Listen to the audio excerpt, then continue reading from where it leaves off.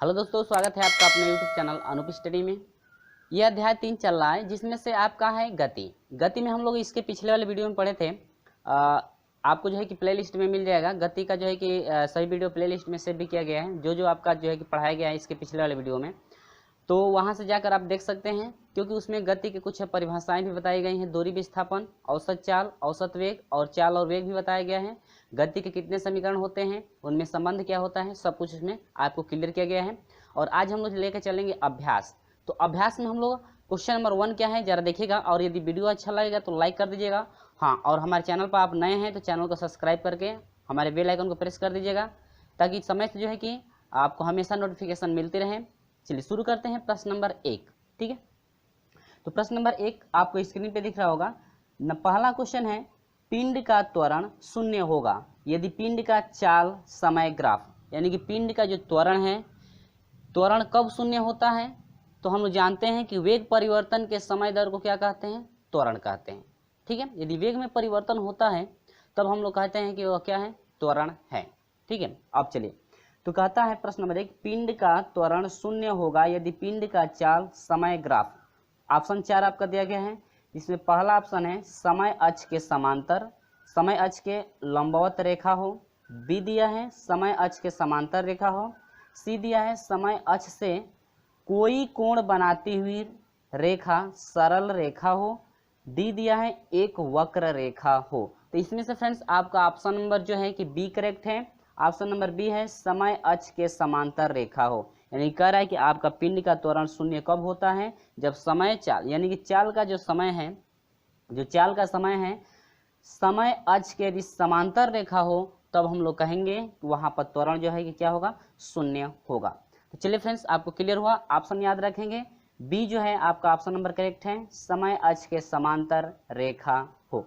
ठीक है, चलिए क्वेश्चन नंबर 2 क्या कहता है? क्वेश्चन नंबर 2 आप देखेंगे, चाल समय ग्राफ के ढलान से ज्ञात करते हैं। यानी कि चाल समय ग्राफ का जो ढलान होता है उससे हम लोग क्या जो है कि ज्ञात करते हैं। देखिए, पिंड की चाल, बी दिया है पिंड द्वारा चली गई दूरी, सी दिया है पिंड का त्वरण, डी दिया है आपका पिंड की गति की दिशा। जिनमें से आपका ऑप्शन नंबर सी आपका करेक्ट है। पिंड का त्वरण हम लोग ज्ञात करते हैं समय ग्राफ की ढाल से जो है, यानी कि चाल समय ग्राफ के ढाल से जो है कह रहा है क्या ज्ञात करते हैं? तो हम लोग ज्ञात करते हैं पिंड का त्वरण। ठीक है, तो हम लोग अब चलेंगे प्रश्न नंबर 3। प्रश्न नंबर 3 क्या कहता है जरा देखेंगे आप लोग। तो फ्रेंड्स क्वेश्चन नंबर जो है 3 है, कहता है कि दो वस्तुएं h1 व h2 ऊंचाई से एक साथ छोड़ी जाती हैं। उनके पृथ्वी पर पहुंचने के लिए लिए गए समयों में अनुपात होगा। आपका अनुपात कह रहा है कि कितना होगा? ऑप्शन दिया है h1/h2, बी दिया है अंडर में h1/h2, सी दिया है h2/h1 और डी दिया है आपका अंडर में h2/h1। कह रहा है कि समयों में जो है कि अनुपात आपका क्या होगा। तो फ्रेंड्स आप लोग पता होगा कि यदि किसी ऊंचाई से छोड़ा जाता है तो h बराबर होता है ut प्लस हाफ, यानी कि 1/2। यहाँ पर gt स्क्वायर। ठीक है, यहाँ पर क्या है? gt square. ठीक है, जहाँ पर जी हम लोग जानते हैं कि पृथ्वी का क्या है? गुरुत्वीय त्वरण होता है g। ठीक है, तो यहाँ पर ये आपका कोई समीकरण है गति का। ठीक है, अब एक बात याद रखेंगे फ्रेंड्स, ये कह रहा है कि एक समान आपका दिया है कि ऊंचाई से एक साथ छोड़े जाते हैं। मान लीजिए कोई भी ऊंचाई, ये दो पिंड है। ठीक है, अब इनकी ऊंचाई, ये जो पिंड है, दो क्या है? पिंड। एक की ऊंचाई यदि h1 मानी जाए और दूसरे की क्या है? h2 मानी जाए, तो कह रहा है कि ये जो है पृथ्वी पर यदि आते हैं तो पृथ्वी पर यदि पहुंचने में उनका जो है कि समयों का जो है कि अनुपात कितना होगा, आपसे वही पूछ रहा है। ठीक है, तो अब देखिए, मान लेते हैं कि यह दो पिंड हैं। ठीक है, एक की ऊंचाई h1 है, दूसरे क्या है? h2। दोनों पिंडों को एक साथ छोड़ा जाता है। तो मान लेते हैं कि यह जो पिंड है, पहला पिंड जो है पृथ्वी पर आने में t1 समय ले रहा है। ठीक है, और दूसरा जो पिंड है उसका कितना समय है? t2। और यही पूछ रहा है इनका अनुपात क्या होगा। ठीक है, तो फ्रेंड्स आप लोग याद रखेंगे कि जब दोनों पिंड एक ही साथ छोड़े जाते हैं तो दोनों का जो है कि गुरुत्वीय त्वरण यानी कि जी जो है कि नियतांक होगा। आप लोग याद रखेंगे फ्रेंड्स कि जब भी एक साथ वो छोड़े जाते हैं तो उनका जो गुरुत्वीय त्वरण है, दोनों का गुरुत्वीय त्वरण क्या होगा, नियतांक होगा। ठीक है, क्योंकि एक साथ जब छोड़े जाएंगे तो जो पृथ्वी है उन पिंडों पर यदि गुरुत्वीय त्वरण लगाती है तो दोनों पर सामान्य लगाएगी। ये नहीं कि दोनों को बारी बारी छोड़ा जा रहा है, एक साथ जो दोनों को जो है कि छोड़ा जा रहा है। तो यहाँ पर दोनों का यानी गुरुत्वीय त्वरण क्या होगा, जी आपका नियतांक होगा। गुरुत्वीय त्वरण जी आपका क्या होगा, एक नियतांक होगा। ठीक है, तो जब नियतांक होता है तो उस समय आपका होता है H proportional to T square. ठीक है, एच यानी कि जो हाइट होती है यानी कि अनुक्रमानुपाती जो होती है किसके, टी स्क्वायर के, समय का क्या स्क्वायर, क्या हाइट। अब देखिए, अब यदि 1/, के रूप में हो जाए तो वह व्युत्क्रमानुपाती हो जाता है और ये क्या है, अनुक्रमानुपाती। ठीक है, तो चलिए अब देखिए फ्रेंड्स, आप लोग याद रखेंगे कि जब उसको जो है कि कुछ ऊंचाई से जब छोड़ा जाता है तो उसकी प्रारंभिक वेग की बात की जाए, प्रारंभिक वेग जो होता है, प्रारंभिक वेग कितना होता है, 0। प्रारंभिक वेग वहां पे 0 होगा जब दोनों को एक साथ छोड़ा जाएगा। तो यहाँ पर जो है कि u बराबर कितना होगा, 0। कब, जब प्रारंभिक वेग यदि हम लोग लेते हैं तो u वहां पर क्या होगा, 0 होगा। ठीक है, दोनों का। तो यहाँ से जब अब u बराबर 0 होगा तो यहाँ पर हो जाएगा h बराबर हो जाएगा फ्रेंड्स, यहाँ पर u का मान कितना लेंगे, 0 गुणे t आप प्लस 1 क्या 2gt स्क्वायर। ठीक है फ्रेंड्स, अब यहाँ पर हम लोग का हो जाएगा h बराबर हो जाएगा, यहाँ पर 0 हो जाएगा तो 1/2 gt क्या स्क्वायर। ठीक है, अब यहाँ पर g नियतांक होगा क्योंकि एक ही साथ छोड़ जाते हैं ना, तो वहाँ पर गुरुत्वीय त्वरण जो है g आपका क्या होगा, नियतांक होगा। तो उस समय होता है h प्रोपोर्शनल टू होता है t स्क्वायर। तो यहाँ से स्क्वायर हटाएंगे तो t बराबर हो जाएगा फ्रेंड्स, t अनुक्रमानुपाती हो जाएगा अंडर में क्या h। क्लियर है, यहाँ पर हम लोग h का इतना हम लोग इस तरह से मान निकाल लिए। अब यहाँ पर t जो है कि यहाँ पर जो है कि g का मान यदि नियतांक होता है, g का मान क्या नियतांक होगा। कब, यदि एक साथ वो दोनों जो है कि पिंडों को एक साथ जब छोड़ा जाता है तो वहाँ पर जी का मान क्या नियतांक होगा। टी अनुक्रमानुपाती हो जाएगा अंडर में h। अब देखिए h1 में, h1 जो ये पहले पिंड की ऊंचाई यदि h1 है तो उसमें समय कितना लग रहा है, t1। दूसरे का क्या है, h2 है तो उसका क्या है, t2। तो यहाँ पर यदि हम लोग लेते हैं तो यहाँ पर आपका मान हो जाएगा t1 अपान क्या हो जाएगा, T2 इजकल टू हो जाएगा अंडर में h का मान कितना है, h पहले का पिंड का h1 ऊंचाई है और दूसरे क्या है h2, यानी कि ये हो गया समयों का क्या अनुपात।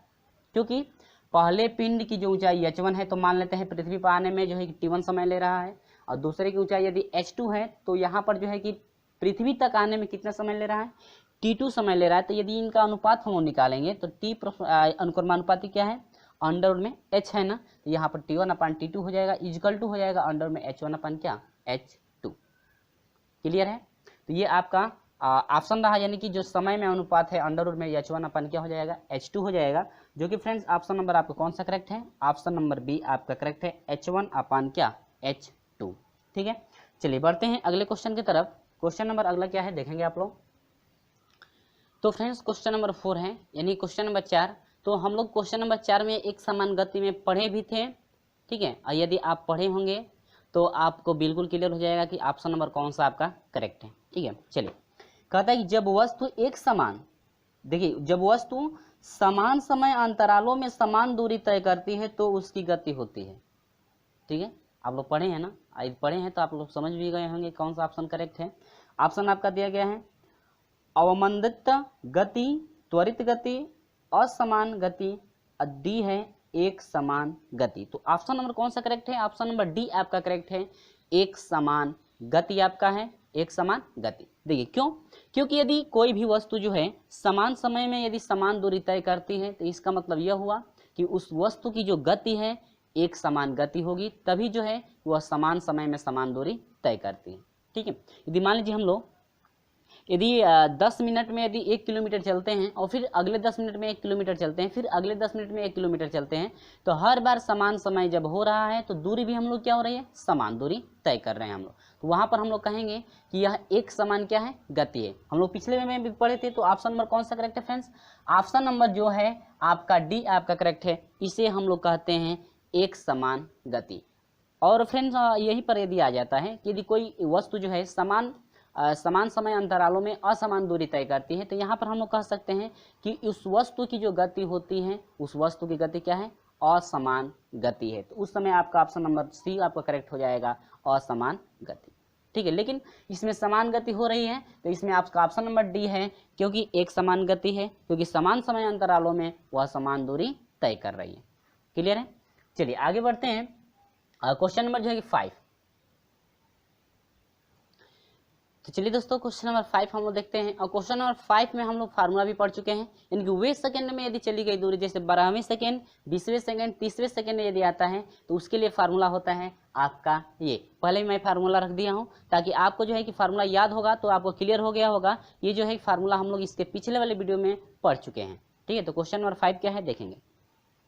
कह रही प्रारंभ में एक कार समान वेग से चल रही थी, उस पर 1 मीटर प्रति सेकेंड स्क्वायर का त्वरण 12 सेकेंड तक लगा, जिसके फलस्वरूप 12वें सेकेंड में कार ने 190 मीटर की दूरी तय की, तो कार का प्रारंभिक वेग मीटर प्रति सेकेंड में होगा। ऑप्शन भी आपका दिया गया है। ठीक है फ्रेंड्स, चलिए तो कुछ नहीं करना है हमको, ये फार्मूला हम लोग को पहले भी याद है, क्योंकि पहले भी हम लोग पढ़ चुके हैं। यानी कि एस टी, यानी कि वे सेकेंड के लिए आता है 12वें सेकेंड, 30वें सेकंड के लिए आता है, उसमें चली गई दूरी बराबर होता है एस टी बराबर, यानी चली गई दूरी क्या, एस टी इंडिकेट करते हैं, यानी कि 12वें सेकंड में जितनी दूरी वह तय करता है वह एस टी होता है। ठीक है, हम लोग पहले ही पढ़े हैं ना।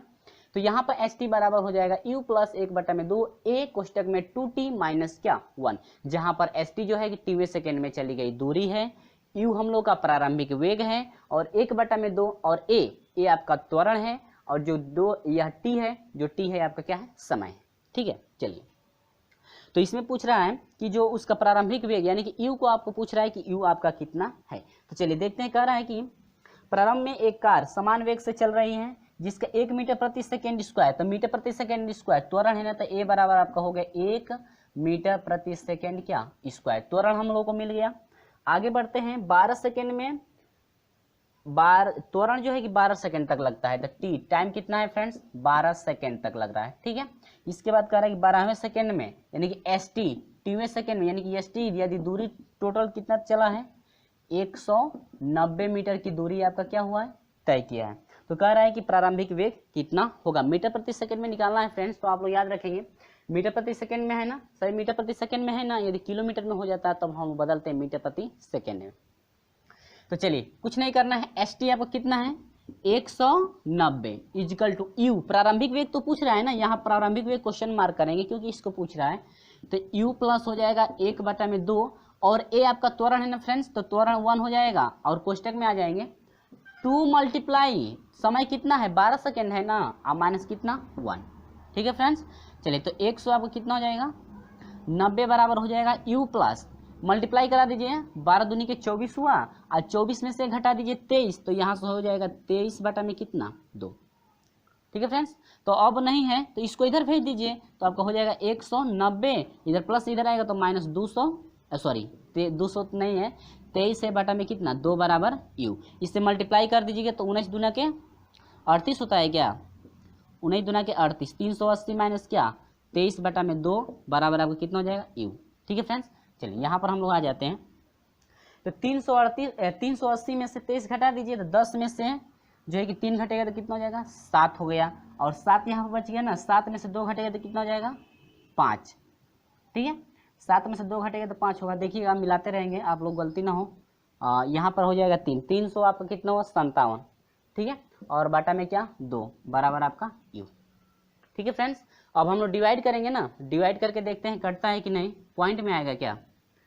तो यहाँ पर हाँ चलिए, तो ये आपका हो जाएगा 57 हुआ, डिवाइड करेंगे 357 को जो है कि 2 से, 2 एकम 2 हुआ, 2 साते 14 हुआ, 1 हुआ 17 हुआ, 2 आठे 16 हुआ, और 1 हो गया 2 5 10, यानी कि 178 पॉइंट कितना 5, यानी कि u बराबर आपका हो जाएगा 178.5, और आपका मीटर प्रति क्या फ्रेंड्स सेकेंड, मीटर प्रति सेकेंड 1 पॉइंट जो है 178 पॉइंट कितना 5, 178.5 मीटर प्रति सेकेंड, जो कि ऑप्शन नंबर कौन सा करेक्ट है फ्रेंड्स, ऑप्शन नंबर सी आपका करेक्ट है। ऑप्शन नंबर क्या है सी आपका करेक्ट है। आंसर आपका सी है। 178.5 मीटर प्रति सेकेंड, यानी कि उसका जो है प्रारंभिक वेग था किस समय, जब वह उसका जो वेग है उसका जब वेग एक समान था, यानी कार का जब वेग जो है कि एक समान चाल से चल रही थी कार, तो उस समय उसकी जो प्रारंभिक वेग थी 178.5 मीटर प्रति सेकेंड, जो कि आपका ऑप्शन नंबर सी करेक्ट है। क्लियर है। तो चलिए बढ़ते हैं क्वेश्चन नंबर 6 की तरफ। तो क्वेश्चन नंबर 6 क्या है जरा देखेंगे आप लोग। तो फ्रेंड्स क्वेश्चन नंबर जो 6 है आपका सेम यही प्रोसेस है, आप लोग जो है कि स्क्रीन पर देख लेंगे। आप जो है कि इसका सॉल्यूशन भी कर सकते हैं, ज़्यादा प्रोसेस बड़ा नहीं है, सेम प्रोसेस आपका यही चलेगा। सिर्फ आपको इसमें पूछ रहा है कि आपका जो है कि S1 यानी कि S1 दूरी आपसे पूछ रहा है कितना दूरी होगा। चलिए क्वेश्चन नंबर 6 क्या कहता है देखिएगा। कहता है कि कोई पिंड विरामावस्था से चलना प्रारंभ करता है, यदि त्वरण 10 मीटर प्रति सेकेंड स्क्वायर हो तो 10वें सेकेंड में पिंड द्वारा चली गई दूरी यानी कि टी, टाइम कितना है भाई 10वें सेकेंड ना। तो देखिए कह रहा है कि प्रारंभ से चलना प्रारंभ करती है, प्रारंभ से चल रहा है ना। कह रहा है कि कोई पिंड विरामावस्था से चल रहा है, तो विरामावस्था के समय आपका यू प्रारंभिक वेग 0 होगा कि नहीं होगा, ठीक है।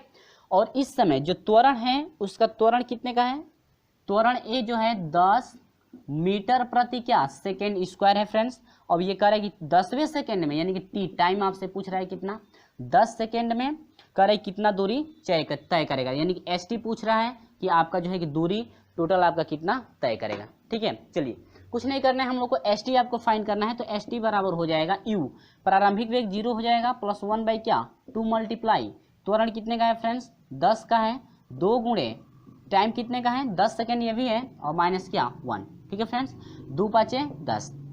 तो एस टी बराबर हो जाएगा फ्रेंड्स, देखिएगा ये 5 हुआ, 0 को छोड़ दीजिए अब तो इसका कोई मतलब नहीं रहा नहीं, तो 5 गुणे हो जाएगा 10 दूनी के 20, 20 में से घटेगा तो कितना हो जाएगा 19 होगा कि नहीं होगा।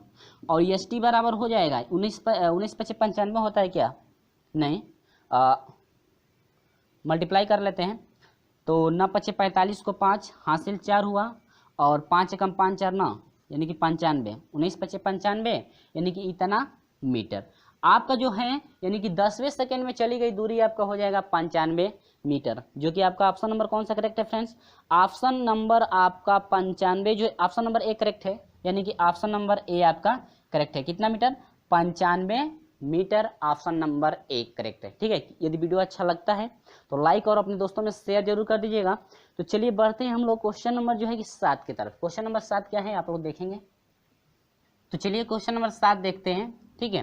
क्वेश्चन नंबर 7 में आपको कुछ नहीं करना है, गति में इसमें जो है कि 2 आपको फार्मूला लगाना है, 2 फार्मूला लगाना है। गति का पहला समीकरण हम लोग को उपयोग में लाया जाएगा, और जो है कि तीसरा समीकरण।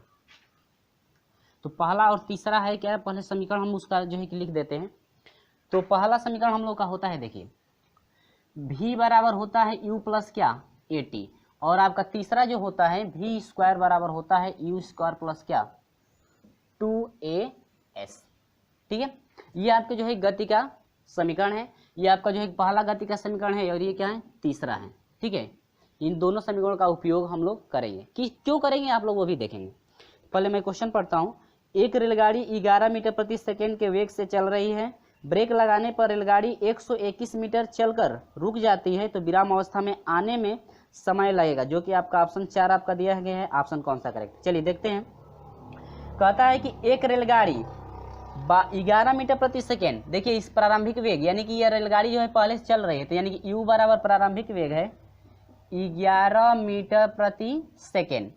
इसके बाद कहता है कि ब्रेक लगाने पर 121 मीटर चलती है, यानी कि s दूरी जो है तय की है कितना 121 मीटर दूरी तय की है, सॉरी 121 मीटर दूरी तय की है।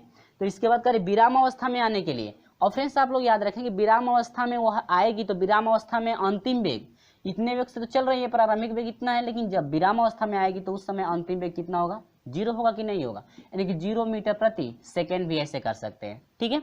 तो आपका देखिए इसमें प्रारंभिक वेग दिया है, अंतिम वेग मिल गया, दूरी मिल गया, लेकिन अभी त्वरण भी गायब है, इसमें से त्वरण भी गायब है, यानी कि त्वरण भी आपको क्या करना है फाइंड करना है। और ये भी पूछ रहा है कि समय भी हम लोग क्या कीजिए बताइए, यानी कितने समय में वो गाड़ी क्या होगी विराम अवस्था में आएगी। तो देखिए पहले समय पूछ रहा है ना, तो समय पूछ रहा है, तो समय तो पूछ रहा है आपसे, लेकिन समय के लिए देखिए समय के लिए क्या क्या चाहिए, समय तभी हम लोग निकाल पाएंगे किसी गति के किसी भी समीकरण से जब आपका त्वरण मालूम हो। त्वरण तो मालूम ही नहीं है, तो अब हमें ये देखना है कौन सा ऐसा समीकरण है जिसमें त्वरण है और ये फार्मूला आपका लागू किया जा सके जिससे हम लोग त्वरण फाइंड कर सके। जब फार्मूला याद होगा तभी हम लोग जो है कि इसको हम लोग जो है कि समझ भी सकते हैं कि कौन सा फार्मूला हम लोग उपयोग में लाएंगे। देखिए ये फार्मूला हम लोग उपयोग में लाएंगे किसके लिए, जब समय फाइंड करना होगा तब। और जो ए है, क्योंकि समय फाइंड करने के लिए हम लोग को ए आवश्यक है, यदि कि ए चाहिए, त्वरण जो है कि हम लोग को चाहिए, लेकिन त्वरण हम लोग को पता नहीं है। तो यदि हम लोग इस तीसरे समीकरण में रखते हैं मान v का मान, u का मान और s का मान रखते हैं तो आसानी से त्वरण हम लोग निकाल सकते हैं। ये त्वरण आसानी से निकाल सकते हैं ना, यानी कि पहले इससे हम लोग त्वरण निकालेंगे, इसके बाद जो है कि पहले समीकरण से जो है कि हम लोग क्या निकालेंगे, समय आसानी से निकाल लेंगे। चलिए तो v स्क्वायर बराबर है u स्क्वायर प्लस क्या है 2as। जब तक समीकरण याद नहीं रहेगा तब तक हम लोग सवाल इसका सोल्यूशन कर नहीं पाएंगे। v प्रारंभिक अंतिम वेग कितना है 0 है, तो छोड़ दीजिए इसको। तो ये आपका u, तो u का मान कितना 11 है, तो 11 हम कितना हो जाएगा 121 होगा कि नहीं, तो यह हो जाएगा 121। देखिए एक ही बार हो रहा है, आप प्लस ये हो जाएगा 2, आपको a तो फाइंड करना है a और गुणे s, चली गई दूरी कितनी है 121। ठीक है, अब देखिए इसको इधर भेज दीजिए, तो और नहीं है तो इसको ही भेज दीजिए, तो ये हो जाएगा -2 गुणे a गुणे 121, या इसको पहले अंकों को लिख लीजिए 121 a, यानी कि त्वरण गुणे हो जाएगा 121। अब 121 से 121 क्या हुआ, कट गया, तो आपका मान मिल गया क्या -2a मिला, त्वरण इक्वल टू आपका कितना 1 हो गया। ठीक है, अब त्वरण जो है ये त्वरण का गुणांक माइनस में है, यानी कि a बराबर हो जाएगा -1/2 मीटर प्रति सेकेंड। अब देखिए त्वरण माइनस में आया, इसलिए आया क्योंकि जब गाड़ी रुकेगी तो त्वरण ही क्या होगा, कम होगा कि नहीं होगा, तो इसलिए किस में आया है, माइनस में आपका त्वरण आया है। ठीक है, अब चलिए, अब त्वरण तो निकल गया, अब हम लोग इस समीकरण से v बराबर हो जाएगा u प्लस क्या 80 से हम लोग निकालेंगे आसानी से क्या, समय हम लोग फाइंड कर सकते हैं। तो v अंतिम वेग 0 हो जाएगा, छोड़ दीजिए, तो v को इधर ला दीजिए भाई, तो v इधर 11 है ना, तो इधर आएगा तो क्या -11 हो जाएगा बराबर a, त्वरण है -1 बटा में कितना 2, और क्या समय आसानी से फाइंड कर सकते हैं। 11 से 11 क्या हुआ, कट गया, 11 दूनी के 22, यानी कि 22 सेकेंड में जो है कि गाड़ी क्या होगी, रुक जाएगी। कितने सेकेंड में, 22 सेकेंड में, जो कि आपका ऑप्शन नंबर कौन सा करेक्ट है, ऑप्शन नंबर जो है आपका डी करेक्ट है, 22 सेकेंड, ऑप्शन नंबर क्या है डी। क्लियर हुआ। जब तक फार्मूला हम लोग को याद नहीं रहेगा तब तक हम लोग सोल्यूशन नहीं कर पाएंगे। देखिए आपको जो है कि पूछ रहा था समय, लेकिन दो फार्मूला उपयोग में लाया गया, क्योंकि त्वरण मालूम नहीं था तो पहले त्वरण निकालेंगे, उसके बाद ही हम लोग समय निकाल सकते हैं, क्योंकि समय निकालने के लिए त्वरण की क्या है जरूरत पड़ेगी, तो समय निकालने के लिए त्वरण की जरूरत पड़ेगी, तो इसलिए त्वरण निकालने के लिए हम लोग ये तीसरा फार्मूला लागू किए। ठीक है, चलिए वीडियो अच्छा लगता है तो लाइक जरूर कर दीजिएगा। तो चलिए बढ़ते हैं हम लोग क्वेश्चन नंबर 8 की तरफ। तो जो क्वेश्चन नंबर 8 है, क्वेश्चन नंबर 8 में देखिएगा, कह रहा है कि एक लिफ्ट नियत वेग से नीचे उतर रही है। एक व्यक्ति लिफ्ट में एक सिक्का उछालता है, सिक्का किस त्वरण से लिफ्ट के फर्श पर गिरेगा। ऑप्शन भी दिया गया 0 + g - g/2। तो देखिए फ्रेंड्स, जब लिफ्ट जो है नीचे जाती है तो धीरे धीरे उसका गुरुत्वीय त्वरण का मान जो क्या होता है बढ़ता जाता है। ठीक है, अब देखिए कोई सी भी पिंड को हम लोग ऊपर से छोड़ते हैं तो धीरे धीरे वो उसका पिंड का जो चाल होता है, पिंड की चाल क्या होती है बढ़ने लगती है। तो इसका मतलब ये हुआ कि गुरुत्वीय त्वरण का मान क्या होता है बढ़ता है, तभी जो है कि पिंड की चाल क्या होती है बढ़ जाती है। क्योंकि जो पृथ्वी का त्वरण होता है जो जी है, जी जो है जैसे जैसे बढ़ता है वैसे वैसे इस पिंड का क्या होता है चाल भी बढ़ने लगता है। तो गुरुत्वीय त्वरण में जी का मान क्या होगा बढ़ेगा, यानी कि जी बढ़ता है गुरुत्वीय त्वरण, तो ये आपका जी किस में आएगा प्लस में, यानी कि धीरे धीरे क्या होगा बढ़ता चला जाएगा, क्योंकि जैसे जैसे पृथ्वी के पास आएगा उसका जो है कि मान बढ़ेगा ही। तो ऑप्शन नंबर आपका कौन सा करेक्ट है, ऑप्शन नंबर बी आपका करेक्ट है +g। इसका मतलब गुरुत्वीय त्वरण जो क्या होता है बढ़ने लगता है। ठीक है फ्रेंड्स, चलिए तो क्वेश्चन नंबर 9 देखेंगे आप लोग। क्वेश्चन नंबर 9 आपका क्या है, ये जो है कि आपका क्वेश्चन नंबर 8 आपको क्लियर हो गया होगा। चलिए वीडियो अच्छा लगता है तो लाइक और अपने दोस्तों में शेयर जरूर कर देंगे। चलिए बढ़ते हैं क्वेश्चन नंबर 8 की तरफ। एक लिफ्ट नियत क्वेश्चन नंबर 8 तो हो गया है ना, क्वेश्चन नंबर 9। एक पिंड का त्वरण के साथ एक पिंड समान त्वरण के साथ चल रहा है। एक समय पर इसका वेग 10 मीटर प्रति सेकंड है। 5 सेकेंड बाद इसका वेग जो है 20 मीटर प्रति सेकेंड हो जाता है, तो 2 सेकेंड पूर्व इसका वेग था। करेक्ट, 2 सेकेंड पहले इसका वेग कितना था, 2 सेकेंड पहले जब पूछ रहा है वेग, तो इसका मतलब यह है कि आपसे अंतिम वेग पूछ रहा है, आपका अंतिम वेग 2 सेकेंड पहले कितना था। चलिए, तो कुछ नहीं करना है, करेक्ट 10 सेकेंड, देखिए आपका 10 सेकेंड कह रहा है कि पहली बार जब देखा गया, देखिए यहाँ पर देखिए कैसे है, पहली बार जब देखा गया तो 10 मीटर प्रति सेकेंड था, लेकिन 5 सेकेंड बाद, कितना सेकेंड बाद, 5 सेकेंड बाद जो है उसका वेग हो जाता है 20 मीटर प्रति सेकेंड, यही है ना, 20 मीटर प्रति सेकेंड हो जाता है। तो अब देखिए इसका मतलब कि वेग में परिवर्तन हुआ है, तो वेग में परिवर्तन हुआ है तो इसका मतलब त्वरण निकल जाएगा आसानी से। तो त्वरण ए बराबर होता है वेग में परिवर्तन, यानी कि अंतिम वेग माइनस v, यानी कि v2 माइनस v1, अंतिम वेग और माइनस क्या, प्रारंभिक वेग, यानी कि अंतिम वेग कितना है, v2 ऐसे कर सकते हैं, तो आपका 20 माइनस क्या 10 बटा में क्या, समय कितना लिया है परिवर्तन में 5 सेकेंड का, तो ये आपका हो जाएगा 5 में से आप 20 में से 10 घटेगा ना, आपका 10 में हो जाएगा, 10 बटा में 5, यानी 5 दूनी के 10, 2 मीटर प्रति सेकेंड, यानी कि जो त्वरण है, त्वरण जो है आपको कितना है, 2 मीटर प्रति सेकेंड का त्वरण है। ठीक है, अब देखेंगे तो इसमें जो है एक प्रारंभिक वेग है, जो पहला वेग है यह तो u का मान हो जाएगा, तो u बराबर आपका मिल गया 10 मीटर प्रति सेकेंड। ठीक है, अब इसका नहीं पूछ रहा है, कह रहा है कि 2 सेकेंड पूर्व इसका कितना वेग था, तो आपसे पूछ रहा है क्या, v आपसे पूछ रहा है कि 2 सेकेंड पहले जो है कि v का मान यानी कि अंतिम वेग कितना है, ये नहीं कि अंतिम वेग इसको लीजिएगा, इसको नहीं। अब देखेंगे यहाँ पर तो त्वरण कितने का है, मीटर प्रति सेकेंड स्क्वायर, त्वरण मीटर प्रति सेकेंड स्क्वायर होता है ना, आप लोग सही कर लेंगे वहाँ पे, तो ए आपका हो जाएगा 2 मीटर प्रति सेकेंड स्क्वायर। ठीक है, और आपसे भी पूछ रहा है। अब देखिए समय करे 2 सेकेंड पूर्व, यानी पहले की बात हो रही है ना, तो समय जो है किस में होगा, माइनस में, 2 सेकेंड पूर्व की बात हो रही है, तो हम लोग फार्मूला होता है v बराबर u प्लस क्या a t, इससे आसानी से हम लोग निकाल सकते हैं अंतिम वेग भी।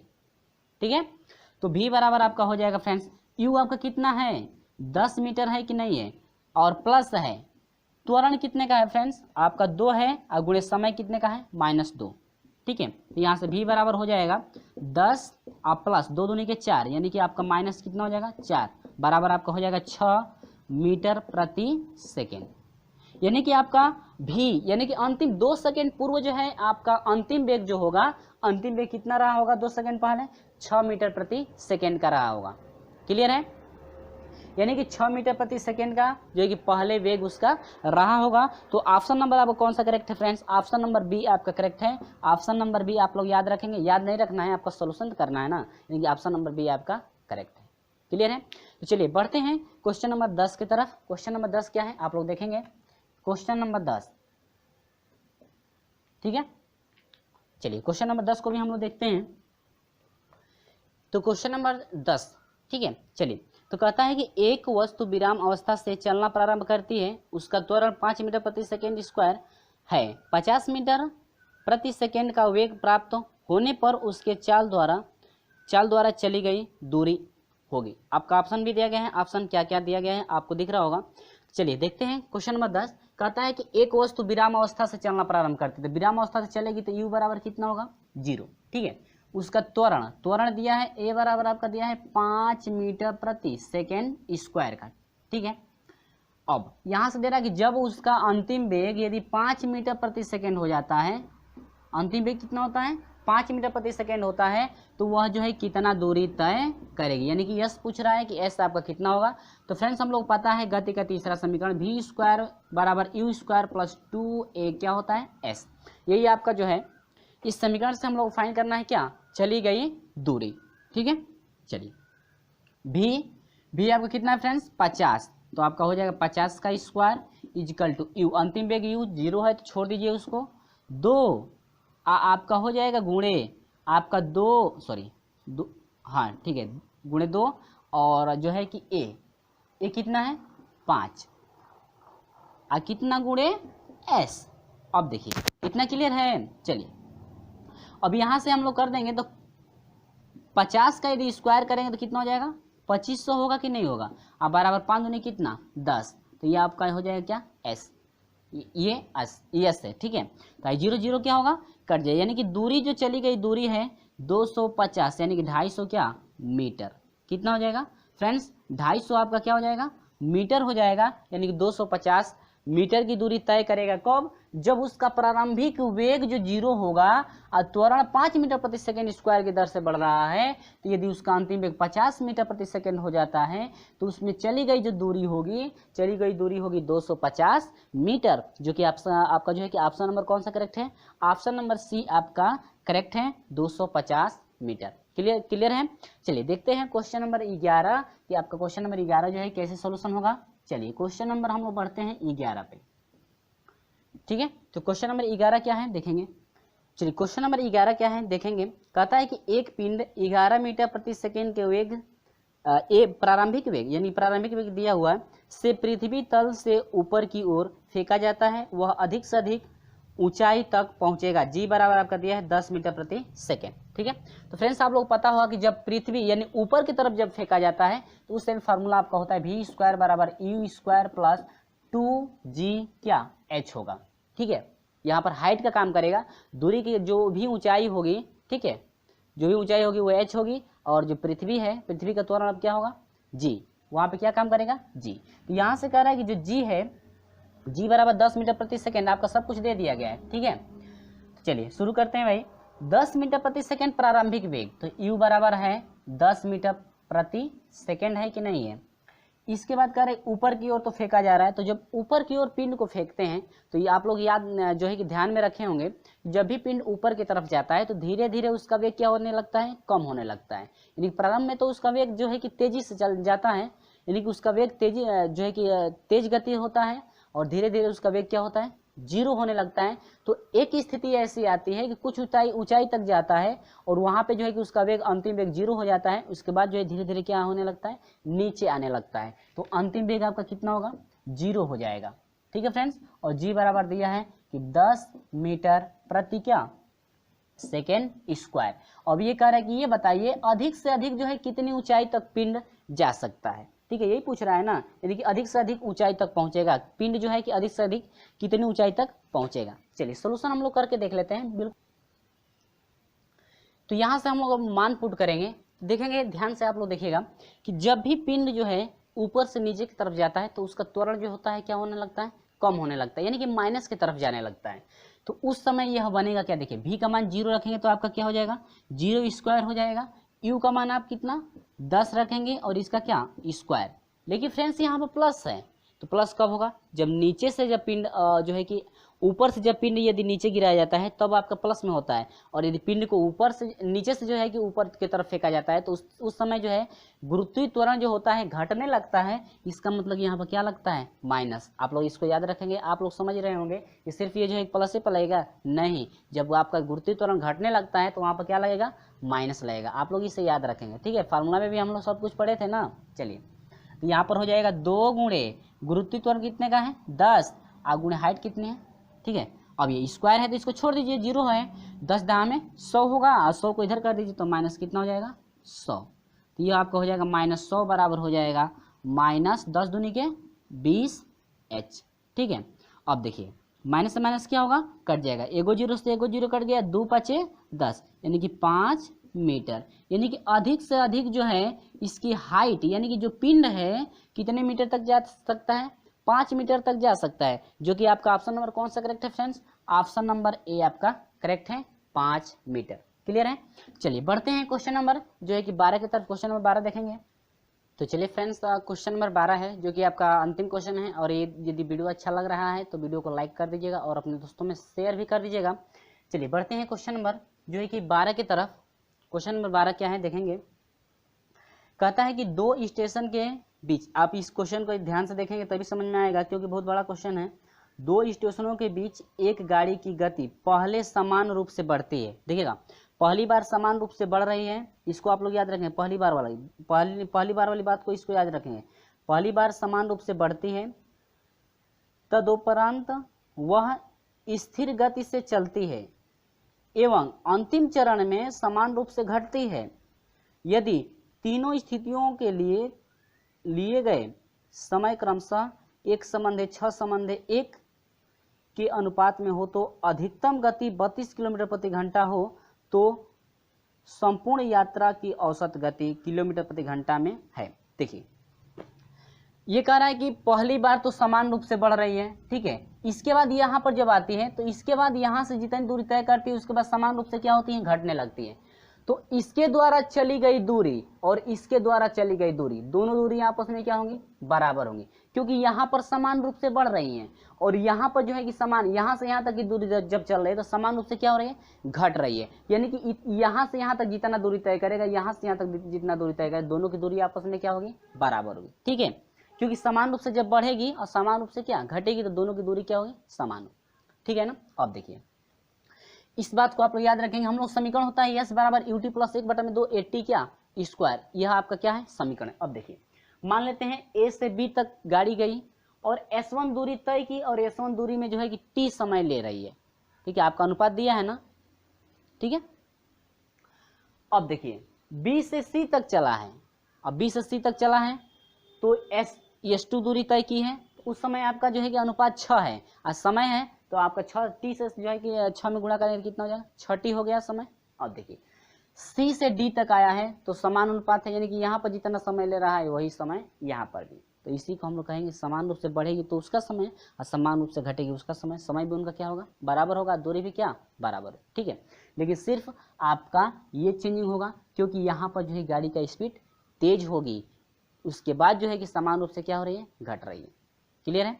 चलिए तो यहाँ पर अब S1 पहली दूरी देखते हैं भाई, S1 बराबर, तो यहाँ पर तो मान यहाँ पर जब प्रारंभ से चलेगी तब तो वहाँ पर प्रारंभिक वेग 0 होगा कि नहीं होगा, प्रारंभिक वेग क्या होगा, 0 होगा ना। तो यहाँ पर देखिए अब U का मान यहाँ पर 0 रख देंगे तो T हो जाएगा और प्लस 1/2 AT तो स्क्वायर वही रह जाएगा। अब ये 0 हो जाएगा यानी 1/2 AT स्क्वायर, यानी पहली दूरी जो हो जाए है आपकी टोटल हो जाएगी 1/2 AT स्क्वायर, ठीक है फ्रेंड्स। अब देखें अब S1 दूरी जब तय की है उसके बाद अधिकतम दूरी तय करेगी कि नहीं करेगी, यहाँ से समान रूप से तो चली है ना। अब यहाँ पर जो है समय ज्यादा ली है तो ये 60 हो गया है ना, तो समय जब ज्यादा लेगी तो समय ज्यादा लेगी तो दूरी तय करेगी ज्यादा कि नहीं करेगी, तय करेगी ना जो दूरी ज्यादा। तो उस समय देखिए चाल उसकी कितनी थी, कह रहा है कि चाल थी 32 किलोमीटर प्रति घंटा, उस समय चाल कितनी थी, 32 किलोमीटर प्रति घंटा। तो हम जानते हैं कि V बराबर होता है A गुणे क्या T, यानी कि A आपका त्वरण है और T क्या है, समय है, ठीक है। तो V बराबर A गुणे T, आज चाल कितनी है 32 किलोमीटर प्रति घंटा, ठीक है। अब देखिए अब S2 का यदि दूरी निकालते हैं, यानी कि ये दूरी यहाँ से यहाँ तक की निकालते हैं, दूरी बराबर हो जाएगा वेग गुणे क्या समय, वेग गुणे कितना समय। तो वेग कितने का है, वेग आपका 80 है कि नहीं है, 80 भी रख सकते हैं यहाँ पर या 32 भी रख सकते हैं, तो 32 रख करके सोल्यूशन कर सकते हैं, ठीक है। तो यहाँ 32 रखेंगे तो हर एक जगह में जो है कि 80 का मान रखेंगे तो आपको प्रोसेस थोड़ा बढ़ जाएगा। यहाँ से हम लोग सिर्फ 80 यदि रखते हैं तो आसानी से कॉमन लेकर कट जाएगा, उसके बाद हम लोग मान रख सकते हैं। यहाँ पर नहीं तो आप 32 भी रख करके सोल्यूशन कर सकते हैं। तो हम वेग जो रखें 80 रख दिए हैं ताकि आपका जो है कि कॉमन लेने में कोई भी दिक्कत ना हो। तो यहाँ से मल्टीप्लाई, यानी समय कितना है भाई 60 है ना, तो यहाँ पर मल्टीप्लाई कर देंगे तो आपका कितना हो जाएगा, 6 से A में गुणा 6A हो जाएगा, T से T में T स्क्वायर, ये दूसरा है ना, दूसरे की दूरी। अब तीसरा जो समान रूप से घट रही है तब तो पहले की और तीसरे की दूरी आपस में क्या होगी, बराबर होगी, फिर सोल्यूशन करेंगे तो वही मिलेगा, ठीक है। U का मान रख करके सोल्यूशन करेंगे तो वही आएगा कि नहीं, तो दोनों दूरी समान होगी, क्योंकि जब समान रूप से बढ़ेगी और समान रूप से घटेगी तो दूरी क्या होगी, तय करेगी बराबर ना। अब चलिए औसत चाल बराबर होता है कुल दूरी बटा में कुल लिया गया समय, S1 S2 और क्या S3 कुल दूरी को जोड़ दिए हैं बटा में लिया गया समय। तो पहली दूरी इतनी है, दूसरी दूरी आपको कितना है 6AT स्क्वायर तय की है कि नहीं की है, ठीक है ना।